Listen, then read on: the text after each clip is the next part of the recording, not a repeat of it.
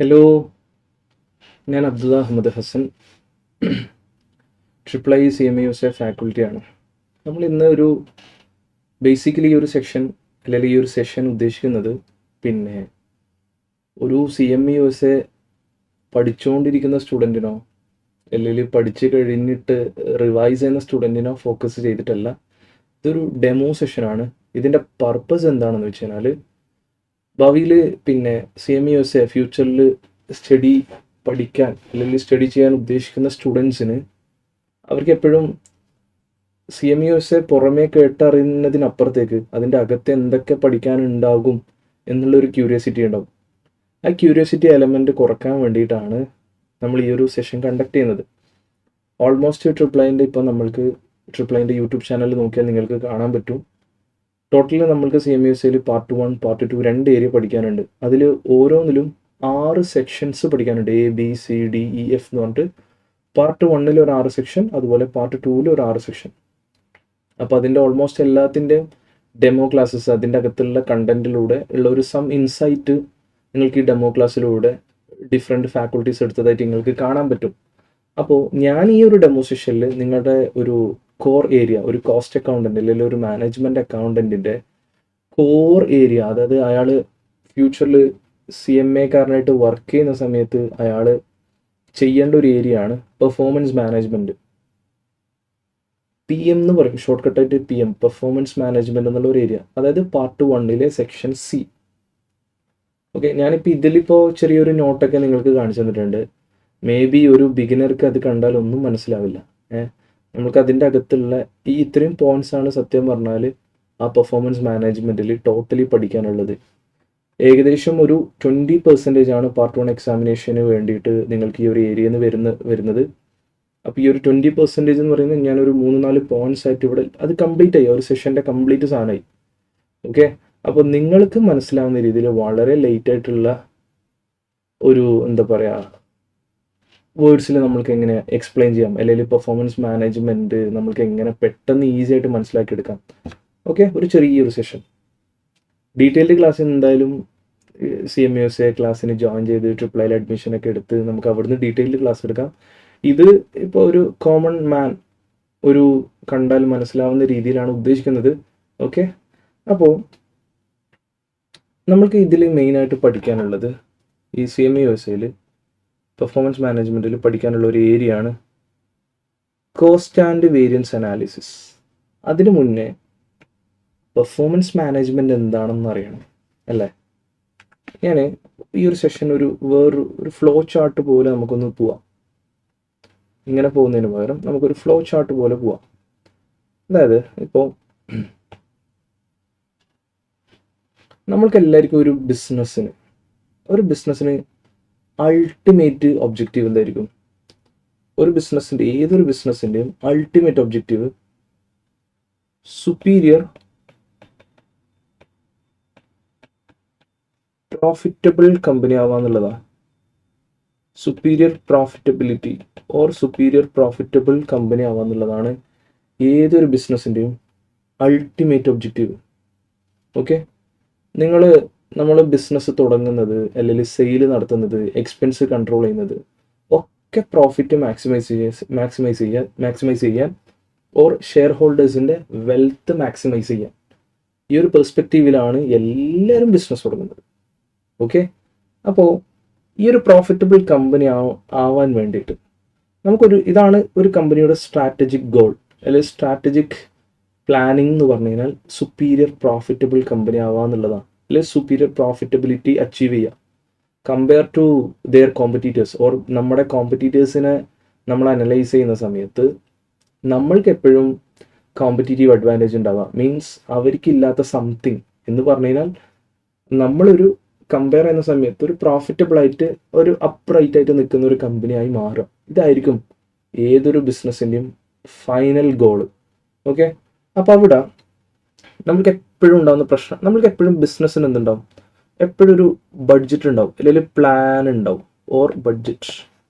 വളരെ ലേറ്റ് ആയിട്ടുള്ള ഡെഫിനേഷൻസ് ആണ് പറയുന്നത്. അതിപ്പോൾ ബഡ്ജറ്റ്, ഇപ്പോൾ ഫോർ എക്സാമ്പിൾ സെയിൽസ് ബഡ്ജറ്റ് ഉണ്ടാവും. നമുക്ക് എന്തുണ്ടാവും? Sales budget. 1000 യൂണിറ്റ്സ് വിൽക്കണം എന്നുണ്ടാവും. 1000 യൂണിറ്റ്സ് നമ്മളിപ്പോൾ എന്താണോ പ്രൊഡക്റ്റ് വിൽക്കുന്നത് അത് വിൽക്കാൻ നമുക്കൊരു സെയിൽസ് ബഡ്ജറ്റ് ഉണ്ടാവും. അതേപോലെ കോസ്റ്റിൻ്റെ ഒരു ബഡ്ജറ്റ് ഉണ്ടാവും. കോസ്റ്റ് ഇപ്പോൾ 1000 യൂണിറ്റ്സ് വിൽക്കുന്ന സമയത്ത് നമുക്കിപ്പോൾ ഇട്ട കോസ്റ്റ് ഒരു 100,000 ഓർ 1 lakh. നമ്മളിട്ട കോസ്റ്റ് 1 lakh. ഈ 1 lakh കോസ്റ്റ് അല്ല, സെയിൽസ് റവന്യൂ 1000 യൂണിറ്റ്സ് വിൽക്കുന്ന സമയത്ത് നമുക്ക് വരുന്ന റവന്യൂ എത്ര? 100,000. ഈ 100,000 റവന്യൂ വരുമ്പോൾ നമുക്കറിയാം ഒരിക്കലും വരുമാനം റവന്യൂ മാത്രം ഉണ്ടാവില്ല. ദർ മസ്റ്റ് ബി എന്തുണ്ടാവും? കോസ്റ്റ് ഉണ്ടാവും. എന്തൊരു ബിസിനസ് ചെയ്യുമ്പോഴും റവന്യൂ മാത്രം വരില്ല. ഡെഫിനറ്റ്ലി അതിൻ്റെ പിന്നിൽ ഒരുപാട് കോസ്റ്റ് ഉണ്ടാവും. ആ കോസ്റ്റ് ഇപ്പോൾ സപ്പോസ് ഒരു 70,000 ആണ് നമ്മൾ ബഡ്ജറ്റ് ഇട്ടത്. എത്ര? 70,000. അപ്പോൾ നമ്മുടെ റവന്യൂ സെയിൽസിൽ നിന്ന് എല്ലാ ബിസിനസ്സിനും പ്രോഫിറ്റ് ഉണ്ടാവുന്നത് ബേസിക്കലി സെയിൽസിൽ നിന്നാണ്. ഒരു ബിസിനസ്സിൻ്റെ കോർ ആക്ടിവിറ്റി എന്താണെന്ന് ചോദിച്ചാൽ സെയിൽസ്. മേ ബി പ്രൊഡക്റ്റ് ആവാം ഓർ സർവീസ് ആവാം, ഇത് വിൽക്കുക എന്നുള്ളതാണ്. അപ്പോൾ 1,00,000 രൂപേൻ്റെ സെയിൽസ് ആണ് അടുത്തൊരു വർഷം നമ്മൾ എക്സ്പെക്ട് ചെയ്യുന്നത്, ബഡ്ജറ്റ് ചെയ്തത്. നമുക്ക് ഈ 1,00,000 രൂപേൻ്റെ സെയിൽസ് വരുമ്പോൾ 70,000 രൂപ നമ്മൾ കോസ്റ്റ് ചിലവ് കണക്കാക്കി. അപ്പോൾ കഴിച്ചിട്ട് ഈ 70,000 കഴിച്ചിട്ട് ബാക്കി 30,000 എന്തായിരിക്കും? 30,000 എന്തായിരിക്കും? പ്രോഫിറ്റ്. ഈ 30,000 ഒരു വർഷം പ്രോഫിറ്റ് ഉണ്ടാക്കുക. അങ്ങനെ പല വർഷം പ്രോഫിറ്റ് മാക്സിമൈസ് ചെയ്ത് നമ്മൾ പറഞ്ഞ സുപ്പീരിയർ പ്രോഫിറ്റബിൾ കമ്പനി ആവാം. എല്ലാ ബിസിനസ്സിനും ഇതിനു വേണ്ടിയിട്ട്, അതായത് സെയിൽസ് എങ്ങനെ ഇംപ്രവൈസ് ചെയ്യാം, കോസ്റ്റ് എങ്ങനെ കൺട്രോൾ ചെയ്യാം, എന്നിട്ട് പ്രോഫിറ്റ് എങ്ങനെ മാക്സിമൈസ് ചെയ്യാം, ഇതിനു വേണ്ടിയിട്ടാണ് ബിസിനസ് പ്ലാൻ ചെയ്യുന്നത് തന്നെ. ഇപ്പോൾ ഒരു കോസ്റ്റിൻ്റെ ഒരു പെർസ്പെക്റ്റീവിൽ പറയുകയാണെങ്കിൽ ബിസിനസ്സിൻ്റെ കോസ്റ്റ് നമുക്ക് പല രീതിയിലുള്ള കോസ്റ്റ് വരും. പല രീതിയിൽ ഇപ്പോൾ ഒരു പ്രൊഡക്റ്റിൻ്റെ മെറ്റീരിയൽ എടുക്കുമ്പോൾ അതിൻ്റെ കോസ്റ്റ് ഉണ്ട്, ലേബർ ചാർജ് ഉണ്ട്, മറ്റ് കറണ്ട് ബില്ലുണ്ട്, യൂട്ടിലിറ്റി ബില്ലുണ്ട്, അല്ലെങ്കിൽ വാട്ടർ ബില്ല്, ഇലക്ട്രിസിറ്റി ബില്ല്, ഇങ്ങനെ ഒരുപാട് ചിലവുകളുണ്ട്. ഇതൊക്കെ മീറ്റ് ചെയ്തിട്ട് വേണം നമ്മളൊരു 30,000 പ്രോഫിറ്റിലേക്ക് എത്താൻ വേണ്ടിയിട്ട്.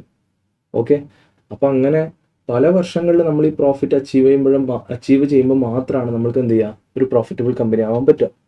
എനിവേ, ഇവിടെ എന്താണ് നമ്മുടെ ഈ 30,000 പ്രോഫിറ്റിലേക്ക് അച്ചീവ് ചെയ്യുന്ന സമയത്ത് നമ്മൾക്കറിയാം വിത്തൗട്ട് ഈ പ്രോഫിറ്റ് എന്നുള്ളത് ബഡ്ജറ്റഡ് പ്രോഫിറ്റ് ആണ്. അതായത് without planning there is no controlling. അതായത് ഒരു ബഡ്ജറ്റോ ഒരു പ്ലാനോ ഇല്ലാതെ നമുക്ക് ഒരു കാര്യം കൺട്രോൾ ചെയ്യാൻ പറ്റില്ല. ഞാനിപ്പോൾ ഇവിടെ 1,00,000 രൂപേൻ്റെ സെയിൽസ് അല്ലെങ്കിൽ ഡോളേഴ്സിൻ്റെ സെയിൽസ്, 70,000 രൂപേൻ്റെ കോസ്റ്റ്, 30,000 രൂപേൻ്റെ പ്രോഫിറ്റ്, ഇതിലേക്ക് നമ്മൾക്ക് അച്ചീവ് ചെയ്യണമെങ്കിൽ നമ്മൾ കോസ്റ്റ് ഒരുപാട് കൺട്രോൾ ചെയ്യണം. നമ്മൾ മാക്സിമം ഒരു വർഷത്തെ കോസ്റ്റ് ഈ 70,000 നമ്മൾ ഒതുക്കണം. ഈ 70,000 ഒതുക്കണമെങ്കിൽ ലേബർ ചാർജ് കൺട്രോൾ ചെയ്യണം, മെറ്റീരിയൽ കോസ്റ്റ് കൺട്രോൾ ചെയ്യണം, ഓർ മറ്റ് ചിലവുകളെല്ലാം കൺട്രോൾ ചെയ്യണം. അതേപോലെ സെയിൽസ് എങ്ങനെയും ടാർഗറ്റ് 1,00,000 അച്ചീവ് ചെയ്യണം. കസ്റ്റമേഴ്സിനെ മാർക്കറ്റ് ചെയ്ത് നല്ല പ്രൊഡക്റ്റ്, ക്വാളിറ്റി പ്രൊഡക്റ്റ് കൊടുത്ത് നമ്മൾ എങ്ങനെയും പ്രൊഡക്റ്റ് എന്ത് ചെയ്യണം, സെയിൽസ് ടാർഗറ്റ് അച്ചീവ് ചെയ്യണം. എന്നാൽ മാത്രമേ നമുക്ക് എന്ത് അച്ചീവ് ചെയ്യാൻ പറ്റൂ? 30,000. ഓക്കെ, അപ്പോൾ ഇതായിരുന്നു എൻ്റെ ബിസിനസ്സിൻ്റെ ഒരു സിമ്പിൾ പ്ലാൻ. എൻ്റെ ബിസിനസ്സിൻ്റെ ഒരു സിമ്പിൾ പ്ലാൻ ഇതായിരുന്നു. പക്ഷേ ഇത് ബഡ്ജറ്റഡ് അല്ലേ? ഇതെല്ലാം ബഡ്ജറ്റഡ് അല്ലേ? അപ്പോൾ ഇവിടെ ഇനി ഇതിപ്പോൾ നമ്മൾ ബഡ്ജറ്റ് നമ്മൾക്കറിയാം ഉണ്ടാക്കുക ഒരു വർഷം തുടങ്ങുന്നതിന് മുന്നേ, ബിഫോർ ദ പീരീഡ് ബിഗിൻസ് നമ്മൾ ബഡ്ജറ്റ് പ്രിപ്പയർ ചെയ്യും. ഇപ്പോൾ അടുത്ത വർഷത്തെ സെയിൽസ്, അടുത്ത വർഷത്തെ പ്രോഫിറ്റ് എന്നാണ് ഞാൻ പറഞ്ഞത്. അത് എപ്പോൾ തന്നെ നമ്മൾ പ്ലാൻ ചെയ്യും? അതിന് മുന്നേ നമ്മൾ പ്ലാൻ ചെയ്യും. പക്ഷേ നമുക്കൊരു റിസൾട്ട് ഉണ്ടാവും. ഇത് ഇങ്ങനെ അടുത്ത വർഷം ആക്ച്വലി സംഭവിക്കൂലേ? അപ്പോൾ അവിടെ ഒരു ആക്ച്വൽ റിസൾട്ട്സ് വരില്ലേ? ഇപ്പോൾ സപ്പോസ് ആക്ച്വൽ സെയിൽസ് നമ്മൾക്ക് വന്ന സെയിൽസ് ആക്ച്വലി വന്നത് സപ്പോസ് ഒരു 95,000 ആക്ച്വലി വന്ന സെയിൽസ്. നമ്മൾക്ക് ആക്ച്വലി വന്ന കോസ്റ്റ് ഒരു 75,000. ഇതിനൊക്കെ പ്ലാൻ ചെയ്തത് നമുക്കറിയാം, നമ്മളൊക്കെ പല ട്രിപ്പും പലതും പ്ലാൻ ചെയ്യുന്നതാണ്. മിക്ക കേസിലും പ്ലാൻ ചെയ്തൊന്നും നടക്കാറില്ല എന്ന് പറയല്ലേ. ഇതേപോലെ ബിസിനസ്സിനും പ്ലാൻ ചെയ്ത പോലെ തന്നെ ആക്യുറേറ്റ്ലി എൻഷുർ ചെയ്ത് നമുക്ക് പറയാൻ പറ്റില്ല. ദർ മസ്റ്റ് ബി വേരിയൻസ്, എന്തായാലും വേരിയൻസ് ഉണ്ടാവും. അപ്പം 95,000 സെയിൽസ് വന്നിട്ടുള്ളൂ, 75,000 ചിലവ് വന്നു. ഓക്കെ, അപ്പം നമ്മൾക്ക് പ്രശ്നം എന്താ വെച്ച് കഴിഞ്ഞാൽ ഇവിടെ പ്രോഫിറ്റ് എത്രയേ ഉള്ളൂ? 20,000 നമ്മുടെ പ്രോഫിറ്റ് ഉള്ളൂ. 20,000 പ്രോഫിറ്റ് ഉള്ളൂ. നമ്മൾ എത്രയാണ് എക്സ്പെക്ട് ചെയ്തത്? 30,000. നമുക്ക് എത്ര കിട്ടിയത്? 20,000. അവിടെ പ്രോഫിറ്റ് നമുക്കിത് ഓരോന്ന് എടുക്കാം. സെയിൽസ് സെയിൽസ് ഞാൻ 100,000 എക്സ്പെക്ട് ചെയ്തു, പക്ഷേ 95,000 കിട്ടിയിട്ടുള്ളൂ. ഇവിടെ ഒരു 5,000 വേരിയൻസ് വന്നു, പ്രശ്നം വന്നു. ഓക്കെ, മേ ബി സെയിൽസ് ടീമിൻ്റെ പ്രശ്നമാവാം, അല്ലെങ്കിൽ പ്രൊഡക്റ്റിൻ്റെ ക്വാളിറ്റി പ്രശ്നമാവാം, അല്ലെങ്കിൽ മാർക്കറ്റിൻ്റെ പ്രശ്നമാവാം. മാർക്കറ്റ് ആക്സെപ്റ്റ് ചെയ്തിട്ടില്ല, കസ്റ്റമേഴ്സ് നമ്മുടെ പ്രൊഡക്റ്റ് ആക്സെപ്റ്റ് ചെയ്തിട്ടില്ല, ഇതിൻ്റെ പ്രശ്നമാവാം.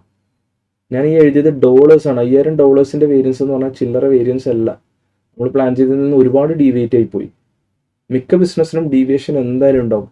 വളരെ റെയറായിട്ടാണ് നമ്മൾ പ്ലാൻ ചെയ്ത പോലെ കാര്യങ്ങൾ നടക്കുക. ഇനിയിപ്പോൾ കോസ്റ്റ്, ഞാൻ എത്ര കോസ്റ്റിൽ ഒതുക്കണം എന്നാണ് വിചാരിച്ചത്? 70,000 കോസ്റ്റിൽ ഒതുക്കാനാണ് വിചാരിച്ചത്. പക്ഷേ എത്ര വന്നു? 75,000 വന്നു. നമുക്കറിയാം അവിടെയും ഒരു 5,000 വേരിയൻസ് വന്നു. അതൊരു നെഗറ്റീവാണ്, രണ്ടും നെഗറ്റീവാണ്. സെയിൽസും നെഗറ്റീവാണ്, കാരണം 1,00,000 എക്സ്പെക്ട് ചെയ്തിട്ട് നമുക്ക് 95,000 വന്നിട്ടുള്ളൂ. എന്നാൽ 70,000 ബഡ്ജറ്റ് ചെയ്തിട്ട് നമുക്ക് ആക്ച്വലി എത്ര കിട്ടിയിട്ടുള്ളൂ? 70,000 കോസ്റ്റ് എക്സ്പെക്ട് ചെയ്തിട്ട് നമ്മൾക്ക് 75,000 കോസ്റ്റ് വന്നു, which means 5,000 more than expected. വിചാരിച്ചതിനേക്കാൾ 5,000 കൂടുതൽ വന്നു. അതും വേരിയൻസ് ആണ് അല്ലേ? ഇവിടെ 5,000 സെയിൽസ് കുറയും ചെയ്തു, ഇവിടെ 5,000 കോസ്റ്റ് കൂടുകയും ചെയ്തു. ദെയർഫോർ 10,000 നമ്മൾക്ക് എന്തായി? പ്രോഫിറ്റിൽ കുറവ് വന്നു അല്ലേ? പ്രോഫിറ്റ് നമ്മൾ എത്രയാണ് പ്രോഫിറ്റ് പ്ലാൻ ചെയ്തത്? 30,000. നമ്മൾക്ക് എത്രയാണ് വന്നത് പ്രോഫിറ്റ്? 20,000. അപ്പം എത്ര? ഈ 10,000 അത് തന്നെയാണ്. ഈ 10,000 ഷോർട്ടേജ് വന്നില്ലടാ. 10,000 ഷോർട്ടേജ് വന്നില്ലേ? പ്രോഫിറ്റിൽ കുറവ് വന്നില്ലേ? അപ്പോൾ ഇവിടെ ഈ വേരിയൻസ് വന്നു. നിങ്ങളിപ്പോൾ ഒരു എക്സാം, ഒരു കോഴ്സ്, ഇപ്പോൾ CMA പഠിക്കുന്ന സമയത്ത് നിങ്ങൾക്ക് ക്ലാസ് ടെസ്റ്റ് ഉണ്ടാവും. ക്ലാസ് ടെസ്റ്റ് കണ്ടക്ട് ചെയ്യുന്നതിൻ്റെ പർപ്പസ് എന്താണ്? നമ്മൾ ഒരുപാട് പഠിക്കാമെന്ന് പ്ലാൻ ചെയ്യും. ഇന്ന് രാത്രി ഉറക്കൊഴിഞ്ഞ് പഠിക്കാം, ഫുള്ളി പ്രിപ്പയർ ചെയ്യാം. അങ്ങനെ പ്രിപ്പയർ ചെയ്ത് കുറേ ദിവസം പ്രിപ്പയർ ചെയ്തു, അങ്ങനെ ക്ലാസ് ടെസ്റ്റ് അറ്റൻഡ് ചെയ്തു. നിങ്ങൾക്കൊരു പാസ് മാർക്ക് ഉണ്ടാവും. ഔട്ട് ഓഫ് ഇത്ര മാർക്കിൽ പാസ് മാർക്ക് ഉണ്ടാവും.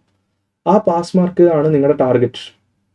അല്ലെങ്കിൽ നിങ്ങൾ ഉദ്ദേശിക്കുന്ന ഫുള്ള് വേണമെന്നാണെങ്കിൽ അങ്ങനെ. അപ്പോൾ നമ്മൾ ആക്ച്വലി എക്സാം എഴുതുമ്പോൾ സംഭവിക്കുന്ന മറ്റൊന്നല്ലേ? പൊതുവെ അങ്ങനെയല്ലേ സംഭവിക്കാറുള്ളത്? അപ്പോൾ അവിടെ വേരിയൻസ് വന്നാൽ നിങ്ങൾക്ക് മനസ്സിലാവും, എൻ്റെ റിവിഷൻ അത്ര പോരാ, ഞാൻ വിചാരിച്ച അത്ര മാർക്ക് കിട്ടില്ല, റിവിഷൻ പോരാ, ഓർ ഞാൻ പഠിക്കുന്ന രീതി, മെത്തേഡ് ശരിയില്ല, അല്ലെങ്കിൽ എനിക്ക് കിട്ടിയ ക്ലാസ്സിൻ്റെ പോരായ്മ, ഓർ ഞാൻ റെഫർ ചെയ്യുന്ന മെറ്റീരിയൽ, അല്ലെങ്കിൽ എൻ്റെ ഹോസ്റ്റലിലെ ആംബിയൻസ്, വീട്ടിലെ പ്രശ്നം, ഇങ്ങനെ പല പ്രശ്നങ്ങളുണ്ടാവും. ഇതൊക്കെ ഒരുപാട് ഫാക്ടേഴ്സ് ഇൻക്ലൂഡഡ് ആവുമ്പോഴാണ് നമ്മൾക്ക് ഈ നമ്മുടെ എക്സാമിൻ്റെ റിസൾട്ട് മോശമാവുന്നതും നന്നാവുന്നതും.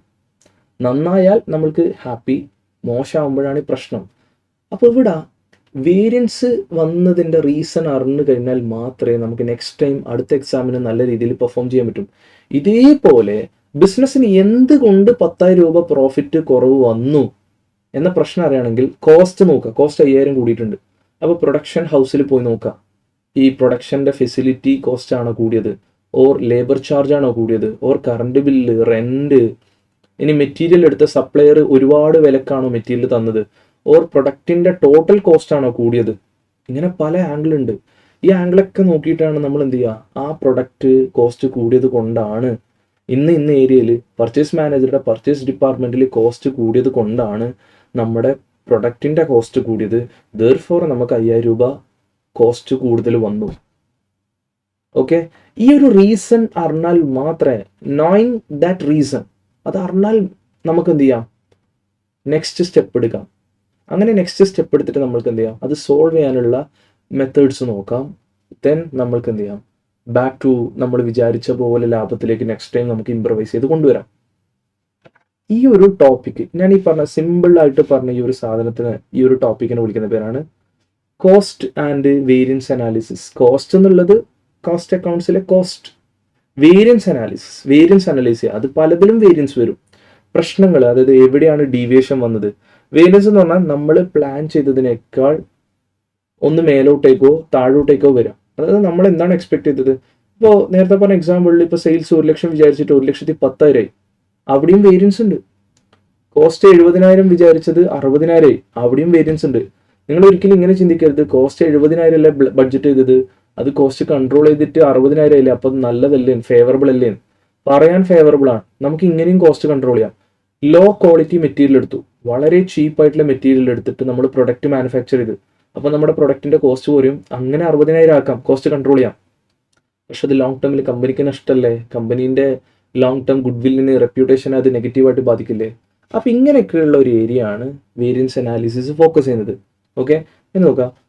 അണ്ടർസ്റ്റാൻഡിങ് സ്റ്റാൻഡേർഡ് കോസ്റ്റിംഗ്, അല്ലെങ്കിൽ budgeted cost, planned cost, or എന്താണ് എക്സ്പെക്റ്റഡ് കോസ്റ്റ്, എസ്റ്റിമേറ്റഡ് കോസ്റ്റ്, അത് മനസ്സിലാക്കി വേരിയൻസ് കണ്ടുപിടിച്ച് and how to analyse deviation between actual and budget result.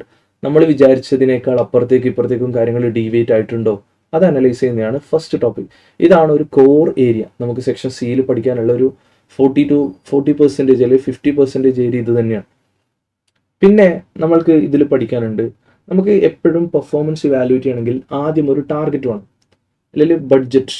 അതായത് നമുക്ക് includes operational and financial budgeting, flexible budgeting and responsibility accounting എന്ന് പറഞ്ഞു കഴിഞ്ഞാൽ നമുക്ക് ഒരു സെയിൽസ് ബഡ്ജറ്റ് ഇല്ലാതെ നമുക്ക് സെയിൽസ് ടീമിന്റെ പെർഫോമൻസ് ഇവാലുവേറ്റ് ചെയ്യാൻ പറ്റില്ല. പ്രൊഡക്ഷൻ ബഡ്ജറ്റ് ഇല്ലാതെ പ്രൊഡക്ഷൻ ടീമിന്റെ പെർഫോമൻസ് ഇവാലുവേറ്റ് ചെയ്യാൻ പറ്റില്ല. അങ്ങനെ പർച്ചേസ് ബഡ്ജറ്റ്, പിന്നെ ലേബർ ബഡ്ജറ്റ്, അങ്ങനെ ഒരുപാട് നമ്പർ ഓഫ് ബഡ്ജറ്റ്സ് ഉണ്ട്. ഈ വിത്തൗട്ട് ബഡ്ജറ്റ് നമുക്കൊരു ടാർഗറ്റ് ഇല്ലാത്ത പോലെ, ഒരു ലക്ഷ്യബോധം ഇല്ലാത്ത പോലെയാണ് നമ്മുടെ പെർഫോമൻസ് എപ്പോഴും ഇവാലുവേറ്റ് ചെയ്യുക. ഇപ്പം നിങ്ങൾ നിങ്ങളുടെ ക്ലാസ് ടെസ്റ്റിന്റെ മാർക്ക് ഇവാലുവേറ്റ് ചെയ്തത് നിങ്ങൾ വിചാരിച്ചൊരു ടാർഗറ്റ് മാർക്ക് ഉണ്ടാവും, അത് അച്ചീവ് ചെയ്തോ ഇല്ലയോ എന്നുള്ള ഇതാണ് നമ്മൾ നോക്കുക. എന്ന് പറഞ്ഞ പോലെ ബഡ്ജറ്റും ബേസിക്കലി ഒരു ടാർഗറ്റാണ്, എല്ലാ ബഡ്ജറ്റും. ഓക്കെ, അപ്പോൾ അങ്ങനെ ബഡ്ജറ്റ് പ്രിപ്പയർ ചെയ്യണം. ആ ബഡ്ജറ്റ് ഉണ്ടെങ്കിൽ, ആ ബഡ്ജറ്റിന്റെ കോൺസെപ്റ്റ് അറിയെങ്കിൽ മാത്രമേ നമുക്ക് എന്തിലേക്ക് വരാൻ പറ്റൂ, പെർഫോമൻസ് ഇവാലുവേഷൻ ചെയ്യാൻ പറ്റും. ടാർഗറ്റ് അച്ചീവ് ചെയ്യാന്ന് അറിയണമെങ്കിൽ ടാർഗറ്റിനെ പറ്റി ഐഡിയ ഉണ്ടാവണം. അത് നമ്മൾ പഠിക്കുന്നത് സെക്ഷൻ ബിയിലാണ്. പ്ലാനിങ്, ബഡ്ജറ്റിംഗ് ആൻഡ് ഫോർകാസ്റ്റിംഗ് എന്ന് പറഞ്ഞ ഒരു ഏരിയയാണ്. സത്യം പറഞ്ഞാൽ സെക്ഷൻ ബിന്റെ ഒരു കണക്റ്റഡ് ടോപ്പിക്കാണ് സെക്ഷൻ സി. അപ്പോൾ സെക്ഷൻ ബിയിൽ ബഡ്ജറ്റിങ്ങിനെ പറ്റി ഡീറ്റെയിൽഡ് ആയിട്ട് നമ്മൾ അറിഞ്ഞു കഴിഞ്ഞാൽ സെക്ഷൻ സിയിലേക്ക് വരും. അപ്പോൾ നിങ്ങൾക്ക് എന്താണ്, രണ്ടും കണക്ട് ചെയ്ത് പഠിക്കുമ്പോൾ ഭയങ്കര രസത്തിൽ പഠിക്കാൻ പറ്റും, ഭയങ്കര ഇൻട്രസ്റ്റഡ് ആയിട്ടുള്ള ഏരിയ ആണ്. ഓക്കെ, പിന്നെ എന്ത് വേണം വേറെ? ഇപ്പോൾ ഞാൻ നേരത്തെ പറഞ്ഞ പോലെ ഒരു കമ്പനീൻ്റെ നമ്മുടെ ഗ്രാഫിലേക്ക് വരാം. സുപ്പീരിയർ പ്രോഫിറ്റബിൾ കമ്പനി ആവാം. അതിന് നമ്മൾ ബഡ്ജറ്റ് നോക്കി, ബഡ്ജറ്റ് പോലെ തന്നെയാണ് ആക്ച്വലി സംഭവിച്ചത് നോക്കി. ഓക്കെ, അങ്ങനെ ഓരോരോ ഏരിയയും, അതായത് കമ്പനിയുടെ ഇപ്പോൾ ട്രിപ്പിൾ ഐക്ക് 3 ബ്രാഞ്ച് ഉണ്ട്. ഇപ്പോൾ ട്രിപ്പിൾ ഐൻ്റെ പ്രോഫിറ്റ് എന്ന് പറഞ്ഞു കഴിഞ്ഞാൽ, ട്രിപ്പിൾ ഐൻ്റെ പ്രോഫിറ്റ് ഇപ്പോൾ ഇവർക്ക് കാലിക്കറ്റ് ഒരു ബ്രാഞ്ച് ഉണ്ട്, അതുപോലെ കൊച്ചിയിൽ ബ്രാഞ്ച് ഉണ്ട്, ദെൻ ട്രിവാൻഡ്രത്തും ബ്രാഞ്ച് ഉണ്ട്. ഓക്കെ, ഇത് ഓരോന്നും ഓരോ സെഗ്മെന്റ് ആണ്. ഏതിൻ്റെ അണ്ടറിൽ വരുന്നത്? Under triple I. ട്രിപ്പിൾ ഐൻ്റെ അണ്ടറിൽ വരുന്ന 3 ഡിവിഷൻ അല്ലെങ്കിൽ ബ്രാഞ്ചസ് ആണ് ഈ കാലിക്കറ്റ്, കൊച്ചി, ട്രിവാൻഡ്രം ഒക്കെയുള്ള ട്രിപ്പിൾ ഐ. ഓക്കെ, അപ്പോൾ ഇവിടെ ഓരോ സെഗ്മെന്റിന്റെ പെർഫോമൻസും നമ്മൾ ഇവാലുവേറ്റ് ചെയ്യണം. ഈ പെർഫോമൻസ് മാനേജ്മെന്റിൽ കംപ്ലീറ്റ് ഇവാലുവേഷൻ ആണ്. ആദ്യം നമ്മൾ എന്ത് ചെയ്തു, സെയിൽസ് ടീമിന്റെ അങ്ങനെ ഓരോന്ന് മൊത്തത്തിൽ പറഞ്ഞു. ഇനി അത് മാത്രമല്ല, ഇപ്പോൾ ഒന്നിലധികം ബ്രാഞ്ചസ് ഒക്കെ ഉള്ള കമ്പനി, ഇനി നിങ്ങൾ ബ്രാഞ്ചസ് ആയിട്ട്, ഞാനിപ്പോൾ നിങ്ങൾക്ക് പെട്ടെന്ന് മനസ്സിലാവാനാണ് ട്രിപ്പിൾ ഐൻ്റെ എക്സാമ്പിൾ എടുത്തത്. ഇപ്പോൾ കാലിക്കറ്റിലെ മാനേജർ ഉണ്ടാവും, കാലിക്കറ്റിൽ ഒരു മാനേജർ ഉണ്ടാവും. ഓക്കെ, കാലിക്കറ്റ് മാനേജർ, അയാളുടെ പെർഫോമൻസ് നമ്മൾ എന്ത് ചെയ്യണം, ഇവാലുവേറ്റ് ചെയ്യണം. അതേപോലെ കൊച്ചിയിലൊരു മാനേജർ ഉണ്ടാവും. ഓക്കെ, അയാളുടെ പെർഫോമൻസ് ഇവാലുവേറ്റ് ചെയ്യണം. ട്രിവാൻഡ്രത്ത് ഒരു മാനേജർ ഉണ്ടാവും, അയാളുടെ പെർഫോമൻസ് ഇവാലുവേറ്റ് ചെയ്യണം. കാരണം ഓരോ ഈ കമ്പനീസിൻ്റെ ഫിനാൻഷ്യലി, അല്ലെങ്കിൽ ഏതൊരു സ്ഥാപനത്തിൻ്റെയും ഫിനാൻഷ്യൽ മെട്രിക്കിൽ നമുക്ക് മെഷർ ചെയ്യാൻ പറ്റാത്ത ഒരു ആസറ്റാണ് എംപ്ലോയീസ് ഓർ മാനേജേഴ്സ് എന്നൊക്കെ പറയുന്ന ആൾക്കാർ. അപ്പോൾ ഈച്ച് ആൻഡ് എവറി മാനേജേഴ്സിൻ്റെ പെർഫോമൻസ് ഇവാലുവേറ്റ് ചെയ്താൽ മാത്രമേ ഈ സെഗ്മെൻറ്റിൻ്റെ പെർഫോമൻസ് എന്താണ് നമുക്ക് മനസ്സിലാക്കാൻ പറ്റും. ഓരോ സെഗ്മെൻറ്റിൻ്റെ പെർഫോമൻസ് മനസ്സിലാക്കണമെങ്കിൽ അതിൻ്റെ അകത്തുള്ള ഓരോ മാനേജേഴ്സിൻ്റെ പെർഫോമൻസും നമുക്ക് എന്ത് ചെയ്യാൻ പറ്റണം, ഇവാലുവേറ്റ് ചെയ്യാൻ പറ്റണം.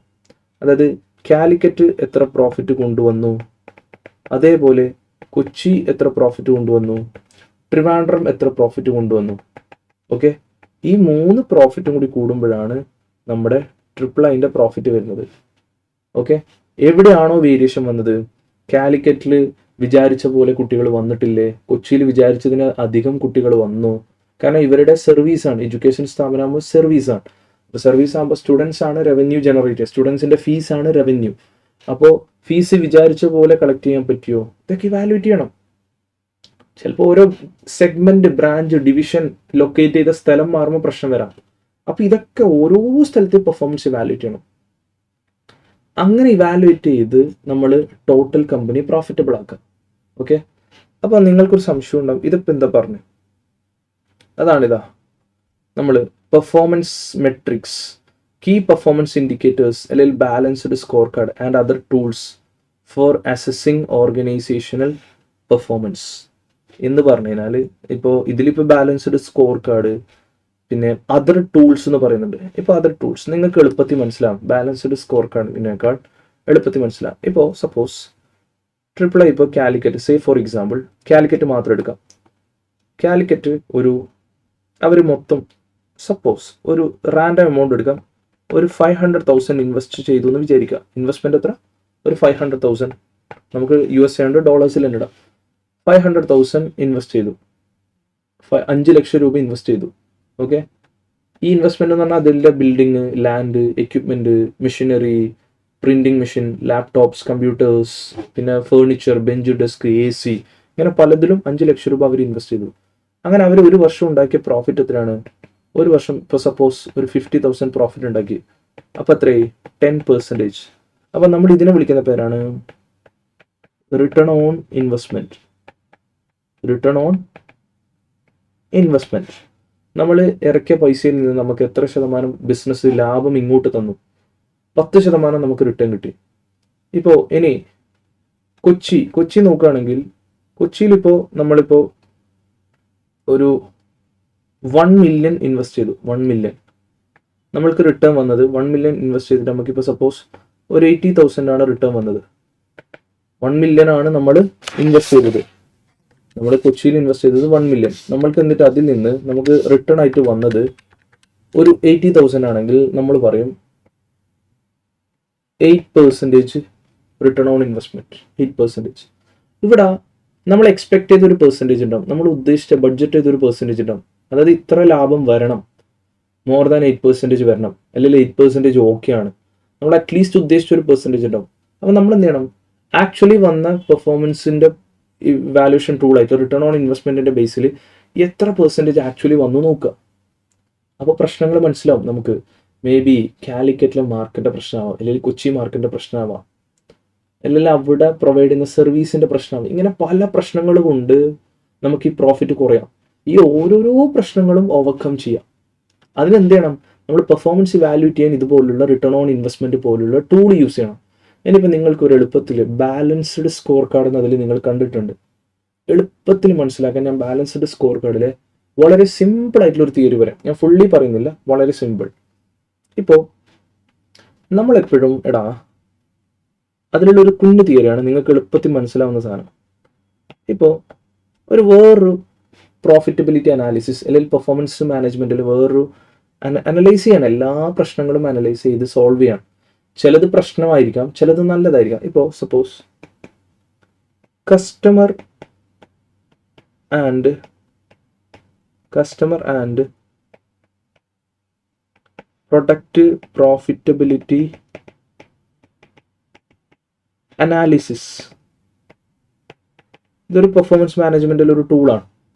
ബാലൻസ്ഡ് സ്കോർ കാർഡ് റിലേറ്റഡ് ആണ്. നമുക്കറിയാം അൾട്ടിമേറ്റ്ലി ബിസിനസ്സിന് കസ്റ്റമേഴ്സ് വേണം. ഇപ്പോൾ എനിക്കൊരു എൻ്റെ ബിസിനസ്സിൽ 2 ഗ്രൂപ്പ് ഓഫ് കസ്റ്റമേഴ്സ് ഉണ്ട്. 2 ഗ്രൂപ്പ് തൽക്കാലം സെഗ്രിഗേറ്റ് ചെയ്യണം. ഇപ്പോൾ A എന്ന് പറയുന്ന ഒരു കാറ്റഗറി, B എന്ന് പറയുന്ന മറ്റൊരു കാറ്റഗറി. ഇങ്ങനെ 2 കാറ്റഗറി ഓഫ് കസ്റ്റമേഴ്സാണ് ഉള്ളത്. എൻ്റെ ഇപ്പോൾ ഒരു പെർഫ്യൂമിൻ്റെ ഷോപ്പാണ്, പെർഫ്യൂമിൻ്റെ ഓൺലൈൻ ബിസിനസ്. ഈ പെർഫ്യൂം, അത്തർ, സ്പ്രേ ഒക്കെയുള്ള പെർഫ്യൂം വിൽക്കുന്ന ഓൺലൈൻ ബിസിനസ്. ഞാൻ എൻ്റെ കസ്റ്റമറുടെ ഡാറ്റ നോക്കി, എനിക്ക് വരുന്ന റിക്വയർമെൻറ്റ്, എനിക്ക് വരുന്ന എൻക്വയറി ഒക്കെ നോക്കിയപ്പോൾ എനിക്ക് മനസ്സിലായി ഒരു 80% കസ്റ്റമേഴ്സും ജസ്റ്റ് കുഞ്ഞു സാമ്പിൾ 10 ml 20 ml ഒക്കെ സാമ്പിൾ ഓർഡർ ചെയ്യും. ചിലപ്പോൾ അത് റിട്ടേൺ അയക്കും.